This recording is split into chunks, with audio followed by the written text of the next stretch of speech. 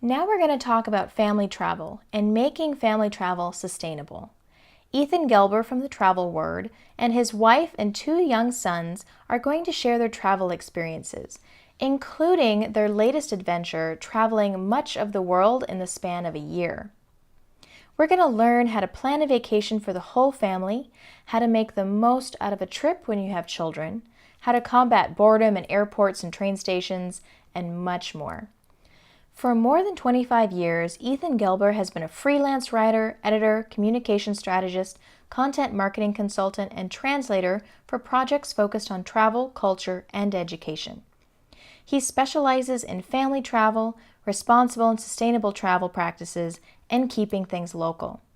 He is the editorial director of the Family Travel Association, and his written work, including as a Lonely Planet author, a FAR ambassador, and Huffington Post blogger, has appeared in dozens of magazines and websites. Presently, he's more than 9 months and 10 countries into a year of world travel with his wife and two young sons. If you have questions for Ethan and his family, please leave them in the chat window or tweet at us at ITM Summit 17. So thank you guys so much for being here. Ethan and Jane, thank you so much for taking some time out and sharing your family travel experiences. And Rowan and Kai, I love that you're here as well. So this will be a really nice experience. I guess we'll just jump right in. My first question for you guys is, where's the first place that you remember traveling to? I would say, this is Rowan, I would say Bali. Bali, okay. And what about Bali stood out to you? What do you remember most about it? My first motorcycle ride. Ooh. That's what I remember most clearly. Nice. He was about 4 years old, 3.5. Ooh. And I spent about half the day making sure that I could find the right size helmet for him, which was not an easy task for a little head. It doesn't sound like like an easy task at all. Wow, that sounds very adventurous. My first travel memory goes back to, I'm sure there was earlier stuff, but goes back to when I was 12 or 13 when my parents drove an orange VW sliding door van across the country and back in the middle of the gas crisis in the 1970s. Camping trip. 60 days, I believe, is how long it took, but it was quite an adventure. Yeah, wow, sounds like it. Whew. Kai? Nice. The Luzol Castle. Where was that? Germany? Mm-hmm. It was in Germany. We got these funny stuffies called Luzos. They're part lion and part donkey. Wow. That is really special. Very cool. It was from a castle in Germany. And they've got like a lion mane, a donkey face, donkey ears sticking out of the mane, and a donkey body. Wow. That is really creative. How old were you when you went there? And my first travel memory was traveling with my family to Tasmania. And in particular, I remember we visited a trout farm and I fell into a pool of fish. Oh. So that memory stuck. Yeah. Oh my goodness. Very cool. Well, thank you.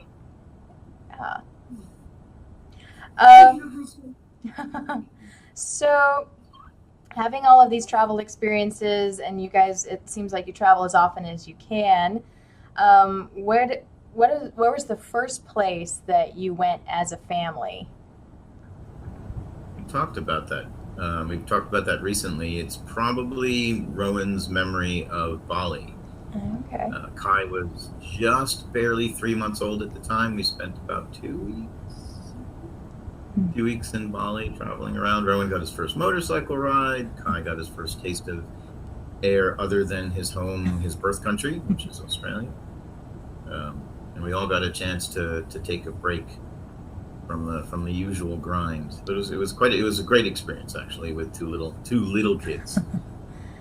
Yeah. under a place full of monkeys and adventure. Wow, that's wonderful. What was the planning process like for a trip like that? If you're traveling for the first time with a couple of little ones. I don't remember the specifics. Obviously, the standard getting tickets and getting lodging. I have a very a longtime friend who has a 20-year approximately passion for Bali, an American friend who was there at the time. So we were going to see him, which is something that we do frequently. Go to places where we know people, either expats who live there or locals. So he was there on hand, and he could help find an appropriate room for us in a good place in a village near where he lived. But in terms of the materials that we brought, it wasn't particularly. No, Kai was small enough. He was carried everywhere. So we didn't take a whole lot of equipment, just the baby carrier and Stroller. nappies. Or diapers, I should say. And we took a lot of care with food and water and things with the children, but no more than the usual. Nice, cool. So we'll get more into some tips and tricks that you guys have picked up along the way to kind of help make family travel a little bit easier. But I'm also curious, Rowan and Kai, what are some really fun experiences that you remember from your travels? Sure. Riding a motorcycle was really cool. What are some other things you've done? Definitely ziplining in Costa Rica. Ooh. It was an amazing feeling to be like flying through the treetop canopy of the Costa Rican rainforest. That was really, really fun. Well, there's also something in the same place, Costa Rica, and in the same place in Costa Rica that me and Mommy did. What was that? I really liked going into a big garden, kind of the glass garden shed thing, except made out of a net. And we saw a lot The butterflies. of butterflies. Yeah, the butterfly house. That sounds really cool. Oh yeah, diving in Bonita, that was great. It's an amazing feeling to be able to breathe underwater. Isn't it? Yeah, that's. And you see all the fish just swimming in front of you, and it's pretty cool. Yeah, I'll say, wow, that is such a cool thing. You know, I have actually not scuba dived in the ocean. It's on my list. I've gotten certified and everything, just haven't had a chance to get out there. So you guys have seen and done a lot more than I have. Yeah. Excellent. We talked about you. I know you like national parks activities. Yeah, I really also love the national park activities. like Sometimes we got little booklets where you had to make something or like that. Or like you're talking find about information. the Junior Ranger program. Yeah, they love doing those activities. In the U.S. national parks, the Junior Ranger program in the U.S. national parks, where kids receive treasure hunt information seek booklets, Okay. which bring the parks to life for kids, certainly from a kid's perspective. And at the end, when you turn in the booklet, what happens? You get a badge. And? Yeah. Basically stick it. Oh, you do the pledge, the Junior Ranger pledge, and then you stick it onto your jacket or vest or hat. Sometimes you get a sew-on badge, which is even better. Very nice. Cool. So it sounds like you guys travel pretty often. How often do you try to travel together? Well, Ethan travels a bit for work by himself. As a family, we try. I guess we Like end up traveling 3 or 4 places. Yeah. Family a year. about 3 or 4 places a year. One of those trips is usually international. This year, we're traveling constantly for 12 months. So Yeah, there's no counting on this in this particular year.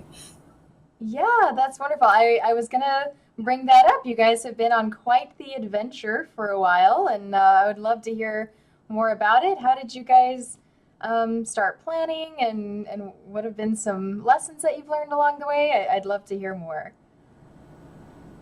The planning, the planning goes back a long time. It's something that I've always wanted to do, going back to before I had kids, knowing how excellent my, as a kid, family travel experiences were. I wanted to make sure that we could bring that same richness of experience to any children that I might have. And here they are, and here we are. There were several things that came together that made the taking a year off from the standard life course possible. One was a change in lodging. We were given plenty of notice in leaving a place that we had lived for 5 years, and decided rather than searching for some new place right away, we would just not and take the time to travel a bit. Another was how age appropriate the timing was. Kai would be in first grade this year. Rowan would be in fourth grade this year. And I don't want to write those off as important grade years, but in terms of things that might happen in their educational development, they weren't quite as cornerstone. And the third big one was I had good settled job opportunities that didn't require me to be in one place. They were portable. And since funding this trip continuously as we travel is an important part of what needed to happen. Mm-hmm. So with money and absence of a fixed place to live, the age readiness of the boys, it just seemed like a good time to do that. So we did that. And kind of like having kids, you can prepare and prepare and prepare. Bless you. You just have to go ahead and do it and see what happens. Same with a big trip like this. Even with all the planning that you could do, at some point you just have to jump. And certainly have been taking them. Nice. Wonderful. So what kinds of places have you been to so far? When we left,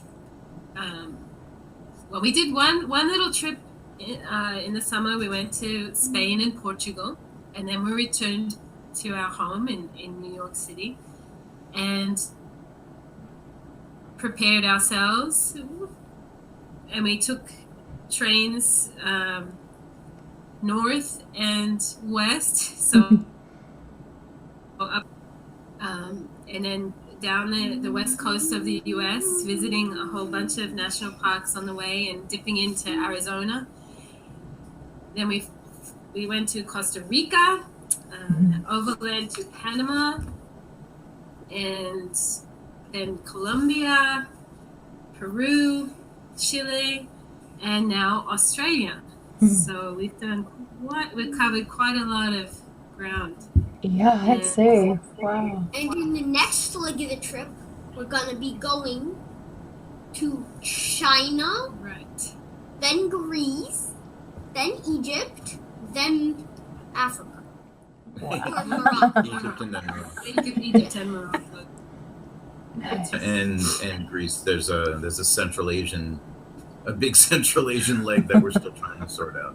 Not quite sure how that'll be grappled with. Okay. Well, it sounds like many amazing adventures have been had so far this year, and you've got a lot ahead of you. That's wonderful. So, Rowan and Kai, what have been some favorite things you've done so far on this year-long trip?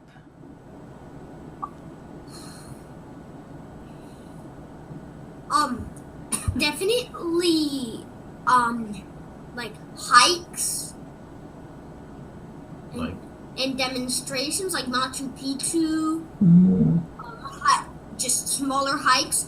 The wilderness was great. It was good exercise, and most of it is free. Nice. Then, and the hands-on activities. I would say museums don't come up top on the list. Museums. Because I like a bit more hands-on, but those were great too. Learning about the culture and the archaeological sites Yeah. and the old beliefs of the people. Well, you mentioned Machu Picchu, and we Well, did guys, Oh, sorry. don't steal his thunder. Sorry. That was really good. And my favorite was probably just meeting the people and getting to know the country more. Wow, I bet that's amazing. And meeting so many different people in such a short amount of time. What a great lesson. So Kai, how about you? Mine was probably Machu Picchu in Peru. And here's something we got from Peru. What is Oh, It's a llama. cool. It's a llama. He's wearing a pretty colorful cloak there. Hey, cool. Did you see any real llamas in Peru? Yes, a lot. Only llamas or other kinds of things? Other kinds of things we saw. First, chinchilla. What is a chinchilla? It is a squirrel cross bunny A squirrel crossed with a bunny? Yeah, that's with rat feet with a rat. Mm-hmm. and a koala nose. It's got a curly tail. Mm-hmm. Its body is bunny. It's got rat feet. And it's got a koala nose. And a bunny face. Very Where did nice. Machu Picchu. Yeah, in the Andes Mountains. That's right. Cool. See any And other- yeah.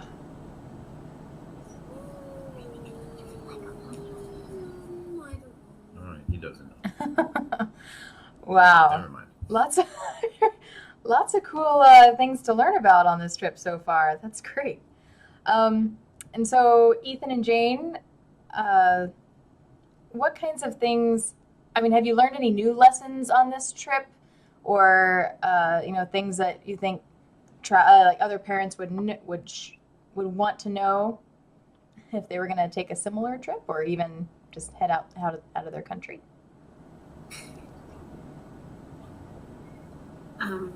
Kai, just let me answer the question. I think one of the things I've learned, I was really nervous starting out because we didn't have a lot of plans in place. We sort of planned as we went with only, a week or so ahead of ourselves. And I had to learn to be comfortable with that. But it's actually been good. It's meant that we can take time when we need to, slow down, enjoy it, where we are. I've also learned that, even when things get hard, which they do, in a trip that's, spanning a year, you have lots of ups and downs like life. I've learned that everything passes, and I try to, just let things go a little more. Even when things are hard, let it go. When things are great, enjoy the moment, because that too will pass.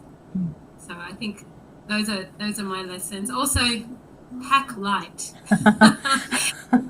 You really don't need much, and I think that's a lesson that I'll carry forward after we stop traveling. Is just all the stuff that we have and all the stuff that we tried to carry at the beginning of the trip. We've just let a lot go. You really don't need much. Yeah, a good rule to go by: you might need it, don't bring it. Okay. As counterintuitive as that might sound. Things, clothes, a hat, rain gear. But if you think maybe possibly you might need it, if you think maybe possibly you might need dress pants, don't bring it. Okay. All right. And then riffing off what Jane said, I mean, when you're traveling with kids don't have the same attention span or pace or interests that adults do, and whereas an adult might want to hit two or more museums in a day, really with kids it's going to be one and stop. We have done days that were extremely action-packed. Certainly, when we've been collaborating with a local host who wants to show us a lot or pave the way for lots to be done. But getting to places and getting through places with hunger pangs and limited attention span or quick to set in exhaustion and tempers, it's you need to just go slower than you might otherwise go. Okay. There's plenty in terms of how you budget and how you plan, planning far in advance or not far in advance. If you plan far in advance, you get better rail and train and plane fares and baby car rental rates. But if you plan too far in advance and you end up in a place that you really, really enjoy, then you have to leave before you feel like you've given it its fair due. Okay. As opposed to playing it a little bit more by ear when you can settle into a place, really enjoy it, meet the people, and get a layer deeper than you might otherwise be able to. So plenty of lessons, more than that too. Nice. I am curious. You talked about traveling light, not having to deal with so much, especially as a group, and you're trying to get from one place to another. You don't want extra baggage weighing you down. Like off the top of your head, what are some things you would not travel without? Not to travel without underpants. All right, check. Like entertainment. If you're sitting in an airport for 5 hours and you've got nothing to do, your head might explode from boredom. So what's the number one thing that you use for entertainment? Mostly verbal games. Well, but that doesn't. Well, talk about verbal games. What are verbal games? Well, games. Basically, you will make up a world, and then you will create your avatar in the world, and in the world you've got an objective, or you just have to survive and keep going on in that world. Okay. Do you have a name for this game? Is it something that other kids can download, or? No, what they're talking about is like, let's say me and Kai are playing one right now. I say to Kai, let's play a talking game. And then I would say, I want to call it Space Pirates. Okay. And then basically I would ask Kai what his avatar looks like, what his space pirate ship looks like, and his crew or him has. And this is actually a talking game we have made up. Yeah, they've gone off topic a little bit. Ron, she was asking what things you wouldn't leave behind, and so one of those things would be their ebooks. They read a lot, so we have definitely our devices. We have that has can been. Can you let me? Don't interrupt. So they read mostly on books that we download from the library or from online sources. But what they've been what they've done a lot of, hours and hours and hours of creating imaginative worlds with each other, just talking. And you don't need to bring anything. Yeah.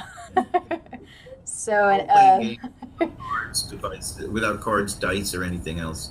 No game master's guide. They just talk through where they are, what they do, who they are, and sometimes it ends up in a bit of a squabble because somebody makes a rule that the other one doesn't like. But more often than not, it's hours of entertainment for them, for the two. Wow, awesome. So a healthy imagination is key for killing time at the airport and train stations and whatnot. But other essentials, as screens are a highly contentious item, certainly for families and traveling families. Mm-hmm. Should you bring them? Should you not bring them? Should you regulate them? How much time should be spent on them? I need my computer, my phone for my work. Mm-hmm. We need another computer for their online schooling. And the opportunity to read and keep oneself busy. These are screens do have utilitarian value. They may be a distraction, but they also have a purpose. So a healthy use of multi-purpose devices like these is pretty essential. Some people want to go, full Luddite and not bring them, and that's totally fine. But we found them to be an essential part of travel. Well, it's when we have all of us bookworms who read a lot, it's a lot lighter to bring an e-device, a reader, than it is to bring, I don't know, the 5 or 6 books that they go through every week. Absolutely. Other That's essentials really limited to, I mean, clothes are essential. Beyond that, you can really make do. These days, you can buy things almost everywhere. You know, the essentials that you need to replace every now and then, like toothpaste or things like that. For me, it was essential to bring my little tiny travel coffee maker. yes. I need that coffee every day. No matter where you are. Nice. Great. Well, thank you very much. That's some good advice, and always, like you said, keeping to the minimal things. If you think you might need it, leave it. I like that. Excellent. So you mentioned some destinations that you're looking at traveling to: China, Morocco, Egypt. What are some things that you look for in a destination before you make the trip? As I mentioned earlier, local contacts. It's important for me. I have a long-standing passion for responsible and sustainable travel, and that is anchored usually in a person or people in a place. I can't learn about how best to be somewhere. The best way to learn about how best to be somewhere is through a local. So if we have a friend, or if I have an acquaintance or professional contact, that's pretty essential. And luckily, I do have that in many places by virtue of my work. Beyond that, it's the things to do, stuff that spans 7 to 51 in terms of age and age appropriate interest. These enough to a good place to settle down. As a family, we like to.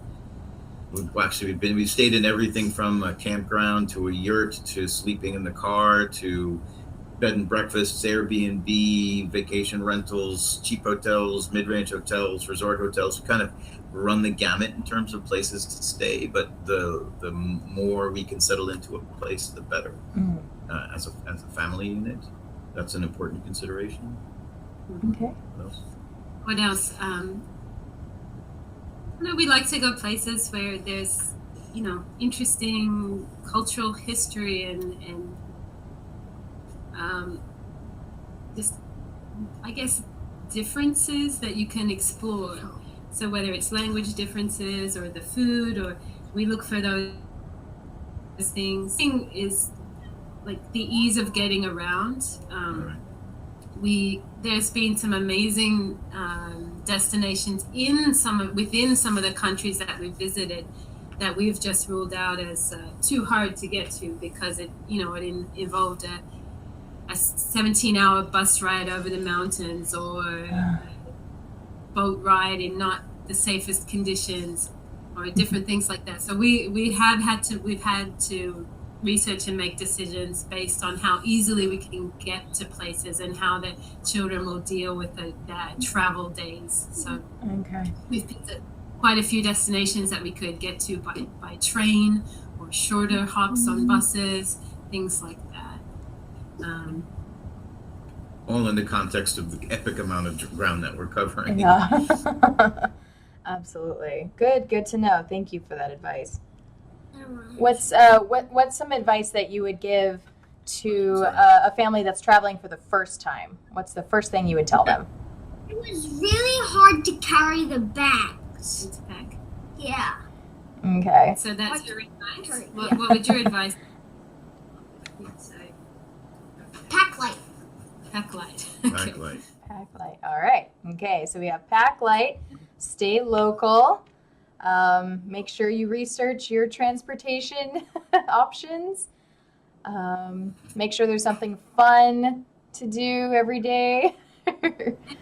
The other thing I'd say is be open to meeting people and spending time with people as you travel. It's not always easy to make connections, but when we have, whether it's playing with a kid in the playground, or meeting a guide and spending a little extra time with them, or meeting friends, or hosts like in an Airbnb.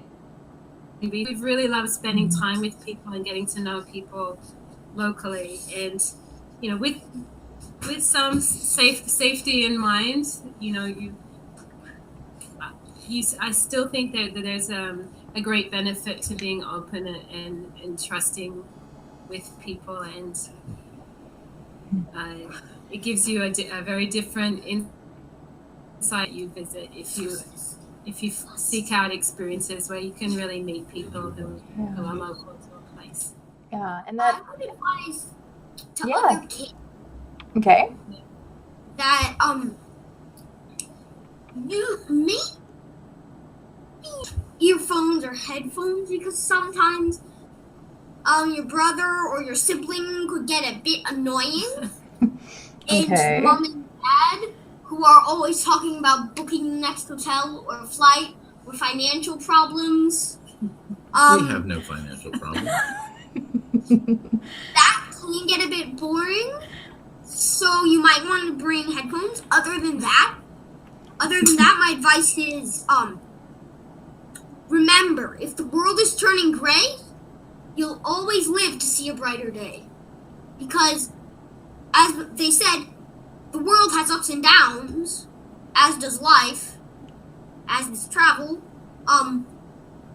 So when you're really down in the dumps,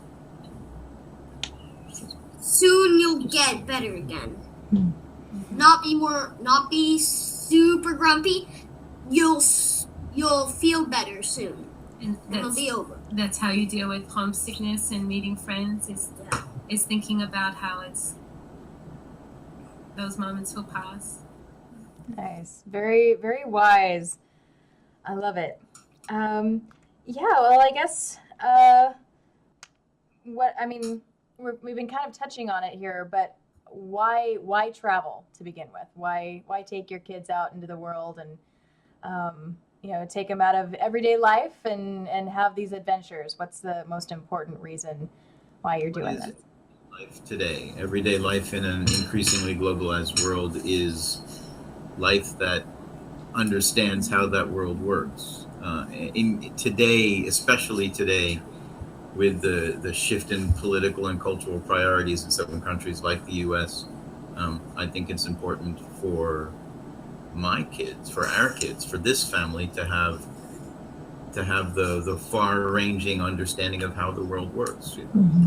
People talk about engagement with the world, but if you don't ever live and see how other people in other places function, then you can't really understand what that engagement means. You talk about poverty, but if you don't see real abject poverty, then do you really understand what it means? If you talk about eating, about accepting, about being open to different kinds of experiences, needing different kinds of foods, but if you don't put yourself in a position where you have to walk your own talk, then do you really understand what that means? I was lucky to grow up in a family that was very open to the world. I didn't travel internationally until I was in my later teens, but we were still, aggressive in terms of understanding what some of America, the rest of America was like. I lived in New York, all of America. But our world has changed, and I think it's incredibly important for us as a family, and certainly for my kids, to be part of that world. And that world for me means engagement, direct engagement with it. Nice. And it certainly shows. It shows, through the experiences that your kids have had and how they view the world. I don't know very many fourth graders who would have an answer quite like that. And so I agree. Yeah, I think the impact of this trip on them, won't really be seen. Some things immediately, but the deeper impact will show itself, as they grow and become adults. And I think for me, it's about just having perspective, a bigger perspective on your place in the world, on what is possible for an individual to do. I mean, they've seen some amazing things and heard amazing stories of people overcoming great hardship. They've seen, great creativity and resilience in all kinds of places where people, can manage to be happy with very little and can create beautiful art and beautiful cultural, things in very harsh conditions. And I think the resilience and the sense of perspective that they may get from that's a great treasure that we can manage to give them. Yes, very, very special. Well, thank you so much for taking this time. If you have anything else you want to share that you didn't touch on. Any special story you want to tell? Why travel? You really. I would travel because I would want to see more than just the place where you grew up. I mean, if, like Columbus, if I grew up thinking the world was flat and we were the only place in the world, then I would not be satisfied, really. I mean, me neither. I would think, really? We're the only thing in the world? Okay, that's kind of disappointing. I mean, if you only stay like your home country, life won't be that exciting. You should get out more and go around, see things instead of sitting in your house and reading and looking at pictures of things that you could do, but just don't do. Well said. Live. Yeah. Live. Don't wait. Just make it happen. Excellent. Well, thank you so much for taking this time and for being so patient. I know it's hard to sit for so long. But thank you very much, and best of luck with all of your travels. And it just sounds very, very fun, and maybe a few more lessons to learn along the way, and lots of stories to share. Thanks, Claire. It was good.